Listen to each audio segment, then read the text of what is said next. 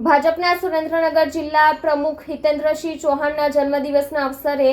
MP Shah college ખાતે ગુજરાત પ્રદેશ પ્રમુખ જગદીશભાઈ વિશ્વકર્માનું અભિવાદન સમારોહ યોજાયો। સુરેન્દ્રનગર શહેરમાં ભાજપના જિલ્લા પ્રમુખ હિતેન્દ્રસિંહ ચૌહાણના જન્મદિવસના પ્રસંગે નવનિયુક્ત પ્રદેશ પ્રમુખ જગદીશભાઈ વિશ્વકર્માનું સુરેન્દ્રનગર જિલ્લા ભાજપ દ્વારા શહેરની એપીએમસી શાહ કોલેજ ખાતે અભિવાદન સમારોહ યોજાયો હતો। 7 દિવસ વરસાદી હેલી જેવા વાતાવરણમાં પણ હજારોની સંખ્યામાં કાર્યકર્તા ખેડૂતો મહિલાઓને હાજર જોઈ પ્રમુખે ભારે આનંદ વ્યક્ત કર્યો।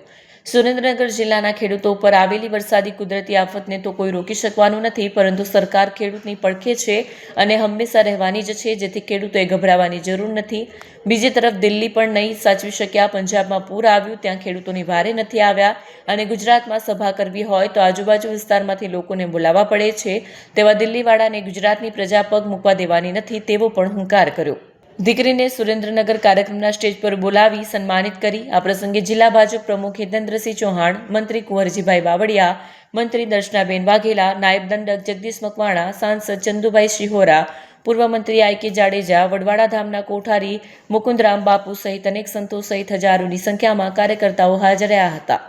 સુરેન્દ્રનગર જિલ્લામાં સતત વરસાદી વાતાવરણના કારણે ખેડૂતોના પાકનો ખાત્મો બોલી ગયો હોવા છતાંય અભિવાદન સમારોહમાં હજારો ખેડૂતો મહિલાઓ સહિતની હાજરી આપતા પ્રદેશ પ્રમુખ જગદીશભાઈએ આંસુ આવી એવું સન્માન કર્યાનું લોકોને જણાવતા લાગણીસભર દ્રશ્યો સર્જાયા હતા। શું કહેશો હિતુ, આજે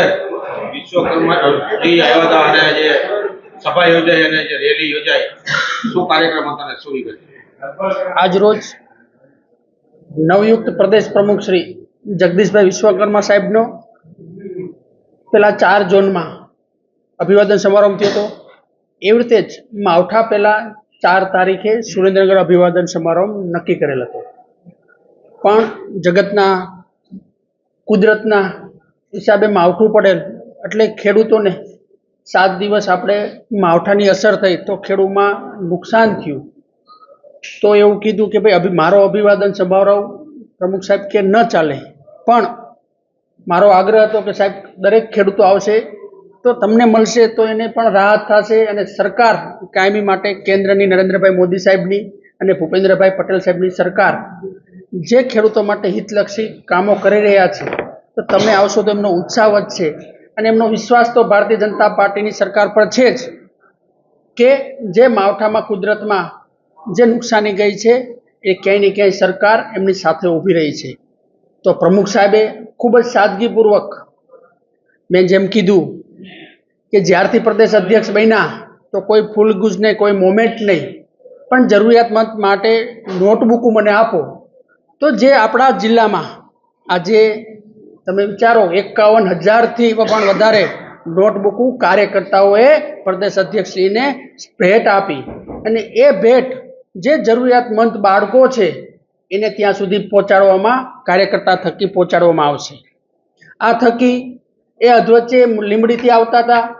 તો કેરળા પાસે કે મારે ખેડૂતના ખેતરમાં હતા 4-5 ખેડૂતો, તો અચાનક જઈ અને ખેડૂતો સાથે ચર્ચા કરી અને ખેડૂતોને આપી દી કે શું નુકસાન થયું, શું જાણવાના પ્રયત્ન કર્યા કે શું ખેડૂતોને છે, પણ ખેડૂતો પણ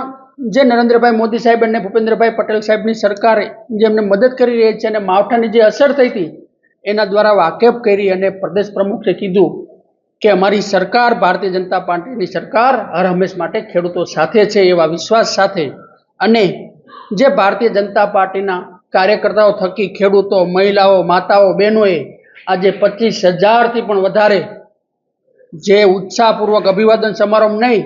પણ ખેડૂતોને મળવા માટે પણ અમારા પણ ખેડૂતોને અમે પ્રજાજનો 259 બૂથમાંથી દરેક ખેડૂતો ભાઈઓ તથા બહેનો પ્રદેશ પ્રમુખ સાહેબને મળવા આવ્યા અને એમની સાથે અભિવાદન સમારંભ તો નહોતો